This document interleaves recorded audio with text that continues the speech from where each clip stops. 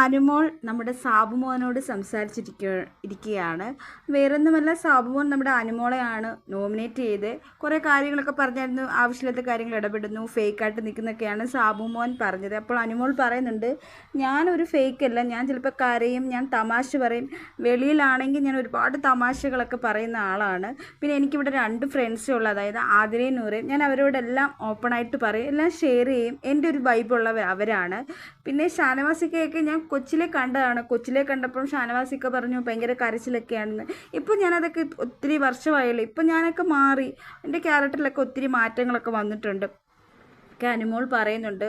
അപ്പോൾ നമ്മുടെ സാബുമോൻ പറയുന്നുണ്ട്, എനിക്കങ്ങനെ തോന്നി, ചിലപ്പോൾ എൻ്റെ ഈ കുഴപ്പമായിരിക്കാം എന്നൊക്കെ പറഞ്ഞു. ഇപ്പോൾ അനുമോൾ പറയുന്നു, ഞാൻ അങ്ങനെയല്ല, ഫേക്കായിട്ട് നിൽക്കേണ്ട ആവശ്യം എനിക്കില്ല, ഞാൻ വെളിയിൽ എങ്ങനെയാണോ അതുപോലെ തന്നെയാണ് ഇവിടെ. ഞാൻ ചിലപ്പോൾ ഒരുപാട് കരയും, ഞാൻ ഒരുപാട് ചിരിക്കും, ഞാൻ കുറേ തമാശകൾ പറയും. വെളിയിലൊക്കെ ആണെങ്കിൽ ഞാൻ എനിക്കിഷ്ടമുള്ളവരോട് ഒരുപാട് തമാശകൾ പറഞ്ഞ് ചിരിക്കാറുണ്ട്.